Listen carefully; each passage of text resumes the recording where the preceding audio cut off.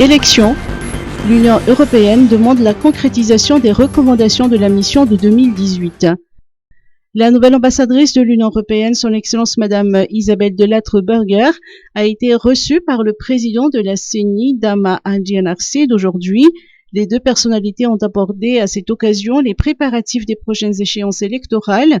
Son Excellence Madame Isabelle Delattre-Burger a notamment parlé du suivi des recommandations de la mission d'observation électorale de l'Union européenne de 2018. Elle estime que Madagascar devra redoubler d'efforts. Plus de détails dans ses propos de son Excellence Madame Isabelle Delattre-Burger. En ce qui concerne l'Union européenne, était à propos du suivi des recommandations de la mission d'observation électorale de 2018, qui a fait l'objet, vous le savez, d'une mission de suivi, qui a constaté un faible niveau de progrès dans la mise en œuvre des recommandations, et donc nous avons soulevé ce point, en particulier l'indépendance financière de la CENI, qui est un point crucial pour qu'elle puisse mener à bien sa mission, et d'autres points également qui nécessitent une révision du cadre légal, comme par exemple la transparence des fonds de campagne, donc tout ce qui est plafonnement des dépenses ou déclaration des dépenses de campagne électorale. Albinisme Madagascar. Renforcer les enquêtes auprès des forces de l'ordre.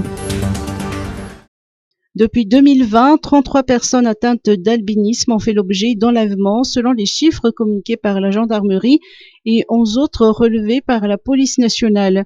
La plus jeune victime est âgée de 9 mois et le senior 72 ans. Cependant, seules 2 condamnations ont été prononcées sur l'ensemble de ces enlèvements.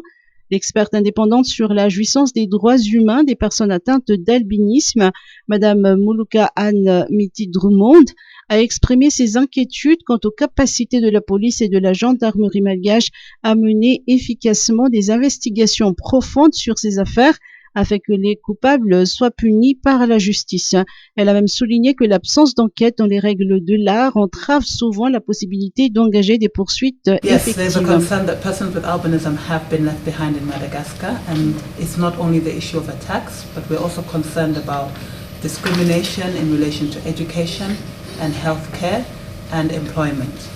Mazava loatra moa azo ambara fa tsy voasahana mihitsy ny zon'ireo olona varira ireo malona ny fanavakavahana ary indrindrindrindra eo amin'ny lafimpenana ankapobeny, fianarana, fahasalamana ary sehatry ny asa. Moluka Anne Miti-Drummond interpelle l'État à soutenir les travaux de comités techniques sur l'albinisme ainsi que sur l'inclusion et la participation active des personnes atteintes d'albinisme dans l'élaboration et la mise en œuvre d'un plan national sur l'albinisme. Elle estime que les campagnes de sensibilisation devront être renforcées, en particulier auprès des communautés locales et rurales où les agressions et enlèvements ont été les plus nombreux. Signature d'accord de pêche avec l'Union européenne, les petits pêcheurs ne seront pas lésés. En perspective de la signature prochaine de nouvel accord de pêche avec l'Union européenne, le ministre de la Pêche et de l'Économie bleue se veut rassurant.